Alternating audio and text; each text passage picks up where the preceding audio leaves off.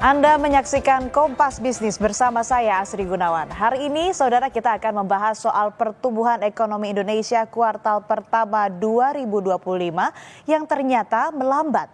Badan Pusat Statistik atau BPS mengonfirmasi ekonomi dalam 3 bulan pertama ekonomi tumbuh 4,87% secara tahunan. Ini merupakan tahun fiskal pertama Presiden Prabowo Subianto dan Wakil Presiden Gibran Rakabuming Raka. Ekonomi bahkan kembali ke level pandemi COVID-19, tepatnya terendah sejak kuartal 3 2021. Yang di layar Anda, saudara, ini adalah grafis pertumbuhan ekonomi setahun terakhir lebih. Nah, kalau kita lihat tahun lalu di kuartal pertama saudara tahun 2024 pertumbuhan ekonomi ada di angka 5,11%. Di kuartal 2 mengalami penurunan sebesar atau angka pertumbuhannya ini adalah sebesar 5,05%.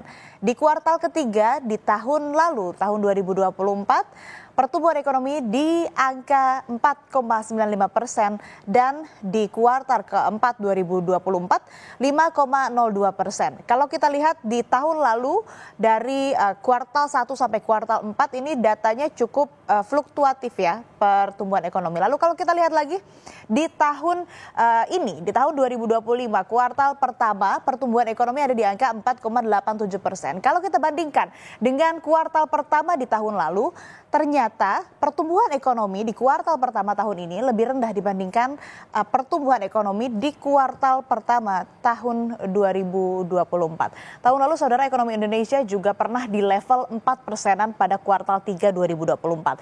Sebagai informasi, mengacu APBN 2025, pertumbuhan ekonomi tahun ini ditargetkan 5,2%. Bahkan di pemerintahan Presiden Prabowo, ekonomi dibidik tumbuh sampai 8%. Apakah target ini akan semakin berat? Nanti kita sama-sama tanya ke ekonom. Lalu siapa yang pertumbuhan pengeluarannya di bawah pertumbuhan ekonomi nasional? Kita ke data berikutnya. Ada beberapa indikator yang menopang pertumbuhan ekonomi saudara. Kita tidak bahas semua tetapi fokus pada beberapa angka. Kepala BPS Amalia Adininggar Widya Santi bilang pertumbuhan ekonomi triwulan pertama 2025 ditopang oleh komponen konsumsi rumah tangga dan ekspor. Nah, kita lihat grafisnya saudara. Konsumsi rumah tangga ini pertumbuhannya, kalau pertumbuhan ekonomi menurut pengeluaran di konsumsi rumah tangga ini 4,89%. Kemudian konsumsi LNPRT 3,07%. Kemudian konsumsi pemerintah ini minus ya, minus 1,38%. Lalu PMTB 2,12%. Ekspor ini angkanya lebih tinggi dibandingkan yang lainnya 6,78% dan impor 3,96%.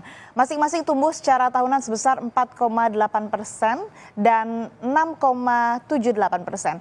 Datanya yang Anda tadi lihat dan saya jelaskan angka yang lebih tinggi dibandingkan pertumbuhan ekonomi nasional. Tapi kita ulik sedikit. BPS juga mencatat konsumsi rumah tangga pada triwulan 1 2024 sedikit lebih tinggi, yaitu di level 4,91%. Konsumsi rumah tangga umumnya menyumbang proporsi besar terhadap PDB, yaitu pada kisaran 53 sampai 56%. Angka lain yang menarik adalah konsumsi pemerintah yang minus sampai 1,38%. Kita juga nanti akan bertanya kepada ekonom kenapa ini terjadi dan apa dampaknya ke pertumbuhan ekonomi. Yang pasti pemerintah ini sudah mengatakan inflasi Indonesia meski sempat terpukul deflasi masih dalam range yang aman. Kita lanjutkan ke data berikutnya. Saudara, Januari, Februari, Maret, April. Angka inflasi juga fluktuatif. April, inflasi ada di level 1,95%. Ini inflasi Indonesia naik atau lebih tinggi daripada bulan-bulan sebelumnya saudara. Kalau bulan Januari di 0,76%, Februari minus 0,09%, dan Maret 1,03%. Nah, saudara, ke depan tekanan atau gejolak ekonomi masih akan sangat tinggi. Menteri Keuangan Sri Mulyani bilang APBN masih akan jadi andalan sebagai bantal ekonomi. Tetapi yang menjadi tantangan adalah menjaga APBN tetap sehat. Pasar global meningkat, kemudian tidak hanya karena Amerika melakukan, tapi karena RRT membalas dengan sangat forceful juga. Dan ini menyebabkan guncangan kiri kanan dari berbagai aliran modal. Dengan guncangan yang sangat besar, Presiden Trump kemudian menentukan pause atau jeda 90 hari. Tapi 90 hari untuk bernegosiasi dengan puluhan negara yang berbeda-beda ini juga nanti diprediksi akan cukup rumit. Ini kita harus terus mengamati dan mewaspadai dari berbagai gejolak dan dinamika yang terjadi. Nah, dalam situasi ini APBN menjadi instrumen yang sangat biasanya diandalkan. Baik merespon shock, melindungi dunia usaha, melindungi masyarakat, dan juga bagaimana kita bisa tetap menjaga APBN-nya menjadi tetap sehat dan kredibel. Itu tugas yang sangat menantang. APBN-nya harus digunakan aktif untuk melindungi shock, melindungi masyarakat, melindungi dunia usaha, tapi APBN-nya nggak boleh sakit. Itu adalah suatu tugas yang harus kita lakukan.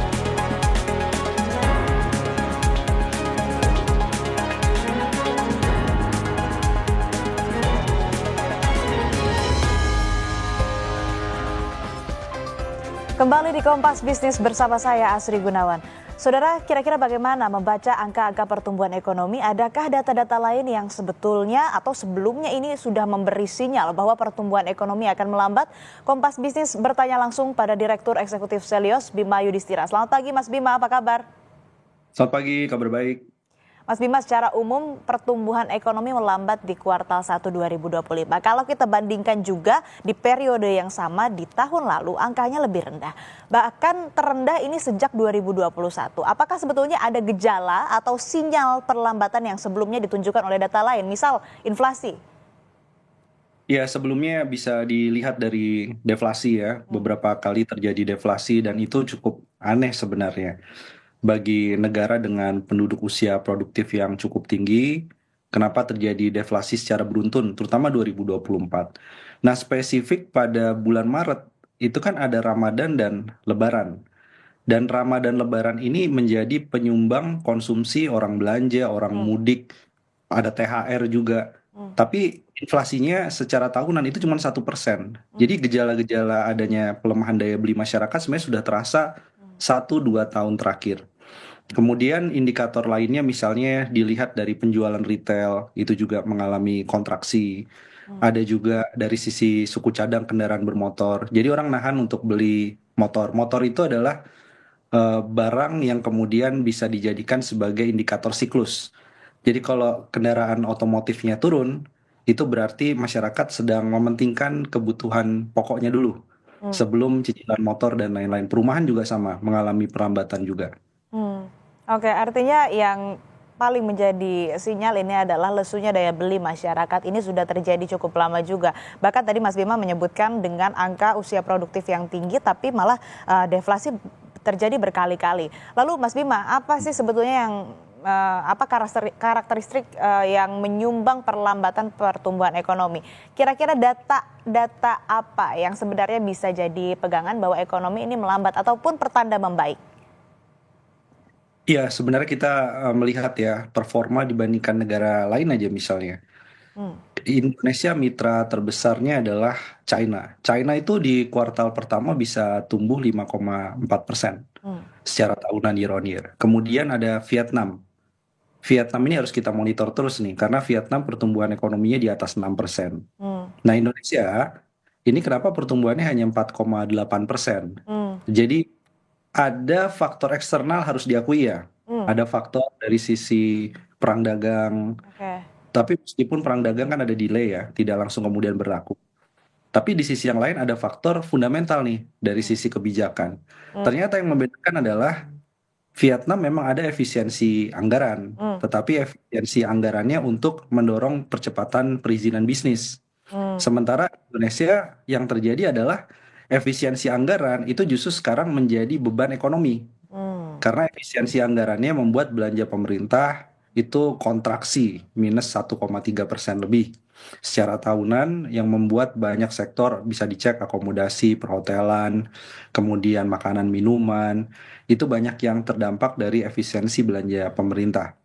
Nah, Hmm. dibandingkan tahun sebelumnya 2024 kan ada pemilu, bansosnya besar-besaran. Hmm. Jadi anggaran belanja pemerintah itu serapannya juga cukup tinggi di awal tahun 2024.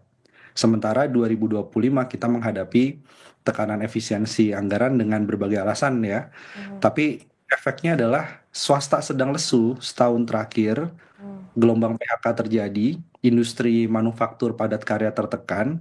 Nah, dari sisi belanja pemerintahnya belum menjadi pendorong atau Hmm. belum menjadi stimulus perekonomian. Nah, Hmm. ini harapannya ada perubahan Hmm. dari yang tadinya ikut berhemat, belanja pemerintah ini harus jadi pendorong Hmm. ekonomi. Tadi Mas Bima sempat nyenggol dikit soal faktor eksternal. Tapi sebetulnya ini faktor eksternal seberapa signifikan sih berdampak terhadap pertumbuhan ekonomi kita? Jadi faktor eksternal perang dagang itu di beberapa negara, bahkan di Amerika Serikat sendiri, memang ada tekanan ekonomi ya.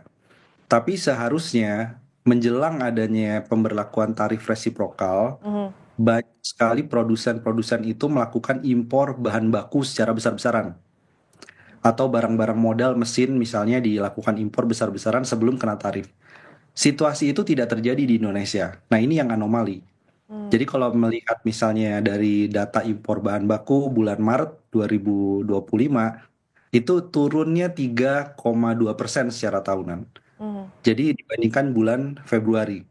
Hmm. Artinya apa? Artinya mau secara tahunan, mau dibandingkan bulan sebelumnya, ini perusahaan cenderung untuk melakukan penahanan ekspansi, tidak melakukan mitigasi terhadap kenaikan bahan baku menjelang adanya tarif yang berlaku. Hmm.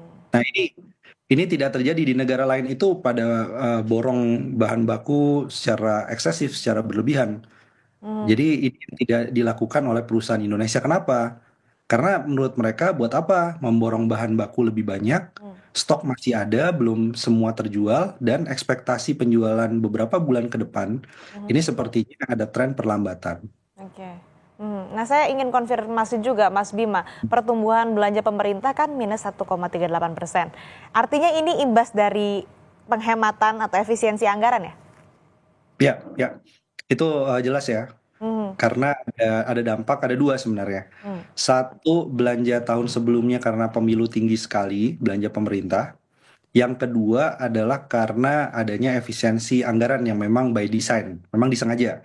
Hmm. Artinya awal tahun saat itu kan efisiensi anggaran menjadi salah satu cara pemerintah mengendalikan utang jatuh tempo, mengendalikan defisit anggaran, dan menyediakan ruang lebih banyak lagi untuk makan bergizi gratis. Sekarang ada Koperasi Merah Putih. Tapi efek dari efisiensi anggarannya itu langsung terasa di kuartal pertama.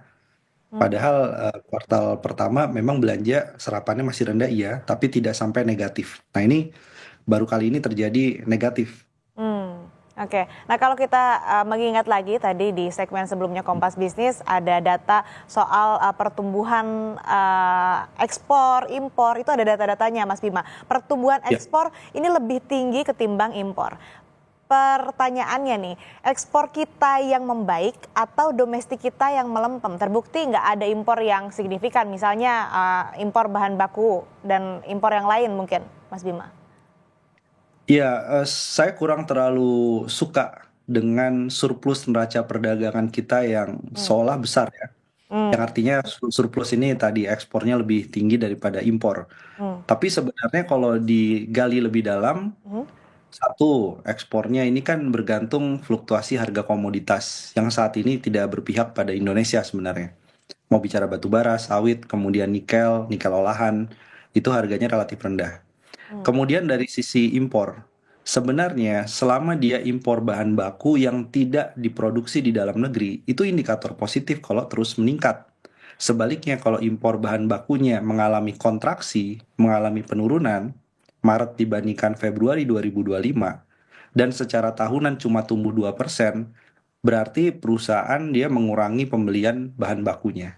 Dan itu harus ditanya lagi, lebih detail lagi. Kenapa kok impor bahan baku, terutama pada saat menjelang Ramadan Lebaran, Hmm. itu kenaikannya tidak terlalu signifikan.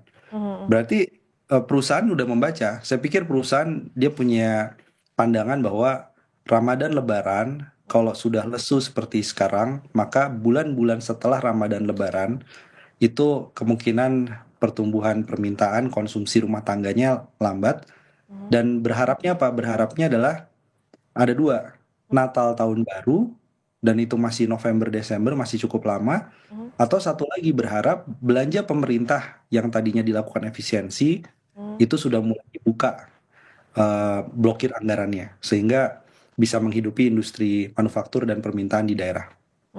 Jadi data yang tadi meskipun ekspor nilai angkanya di 6,78%, impor hampir setengahnya begitu ya Mas Bima.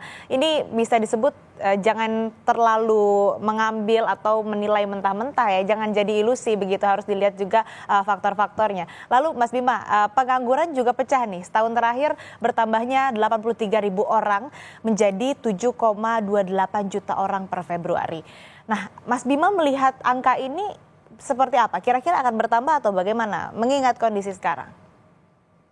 Ya, itu tingkat pengangguran terbuka. Berarti angkanya bisa lebih tinggi lagi karena banyak sekali sektor-sektor outsourcing, kemudian sektor yang terkait dengan pekerja kontrak, pekerja informal. Itu biasanya tidak terdata dalam data penganggurannya BPS. Jadi ada masalah soal metodologi belum bisa mengcapture semua fenomena pengangguran yang ada.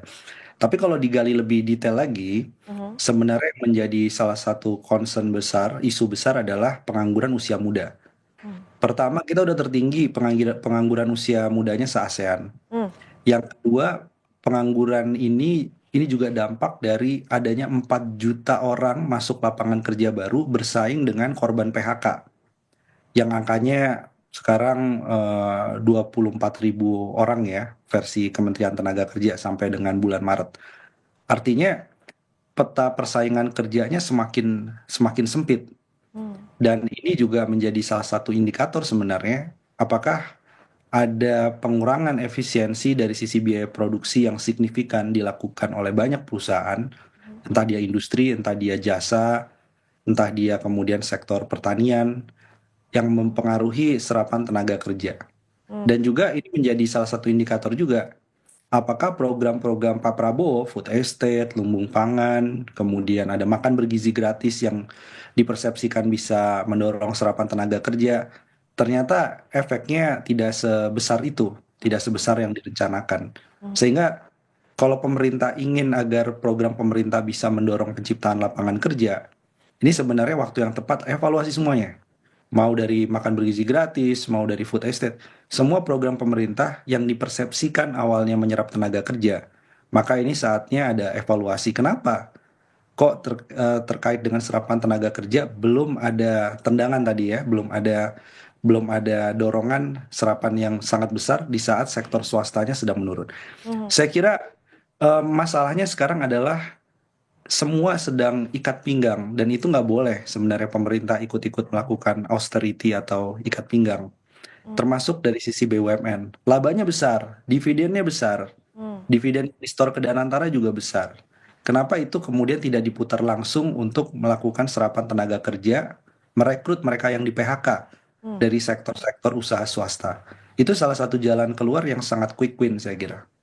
Oke, artinya siapa dong Mas Bima yang harus bertanggung jawab atas lonjakan pengangguran ini, dan kira-kira apa langkah yang harus diambil pemerintah selain tadi ini waktunya untuk mengevaluasi atas program-program strategis pemerintah yang tadinya harapannya bisa membuka lapangan pekerjaan seluas-luasnya? Iya, ini kalau dilihat memang ada banyak kompleksitas, tapi kalau dibedah satu persatu, pemerintah punya role untuk apa? Untuk melakukan serapan tenaga kerja dari sektor swasta. Sementara swasta ini kan sedang mengalami tekanan. Kemudian swasta yang ada itu diberikan banyak sekali insentif-insentif sehingga mereka tidak melakukan PHK lebih lanjut. Jadi karyawan yang ada sekarang ini dijaga. Apa yang bisa dijaga? Saya setuju sekali ada rencana penghasilan tidak kena pajak itu dinaikkan. Menyambung kemarin apa yang diungkapkan oleh Pak Prabowo, itu harus segera direalisasikan. Ya, PTKP kita kalau diperbesar lagi, uang yang harusnya dibayar pajak harus bisa masuk langsung ke ekonomi. Buruhnya, pekerjaannya bisa langsung belanja. Selain itu, industrinya butuh apa? Industri itu sebenarnya banyak yang bilang industri sebenarnya nggak butuh banyak diganggu, nggak butuh banyak dicampuri. Oke, sekarang apa yang membuat gangguan terhadap industri tadi? Pungli, korupsi, biaya logistik, yang kemudian kita rangkum menjadi high cost ekonomi. Itu yang menjadi salah satu peran pemerintah untuk membantu di sana. Kalau pengusaha bilang kita sebenarnya nggak perlu dibantu, Pak. Kita sebenarnya punya strategi sendiri, strategi bertahan untuk saat ini. Tapi kalau pemerintah mau bantu, high cost ekonomi itu yang harusnya kemudian diturunkan. Nah itu yang sama-sama setuju, pengusaha setuju, pemerintah harus melakukan aksi nyata untuk itu. Nah selain itu, tanggung jawab lainnya adalah Satgas PHK. Oke. Jadi Satgas PHK meskipun sifatnya adalah remedi, bukan preventif, tapi setidaknya pemerintah harus mempercepat tuh. Yang awalnya 150 pemimpin buruh mau bertemu dengan 150 pengusaha, itu konkret. Siapa yang menjadi korban PHK, Oke. mungkin serikat pekerja punya datanya, itu langsung diberikan kepada asosiasi pengusaha. Kualifikasi skillnya seperti apa, bukaan lapangan kerjanya berapa. Jadi job fair Baik, yang diciptakan oleh negara baik, difasilitasi. Itu baik. solusinya. Baik, Satgas PHK juga harus diakselerasi dan semoga tadi apa yang disampaikan dan menjadi diskusi kita hari ini bisa jadi rekomendasi dan tentunya dikaji untuk bisa salah satunya memperluas lapangan pekerjaan yang juga bisa menjadi salah satu solusi untuk kemudian bisa mengatasi masalah perekonomian yang terjadi saat ini apalagi di kuartal pertama 2025 ada perlambatan ekonomi. Terima kasih Mas Bima Yudhistira, Direktur Eksekutif Selios telah berbagi informasi dan pandangan bersama kami di Kompas Bisnis. Terima Selamat kasih. selalu.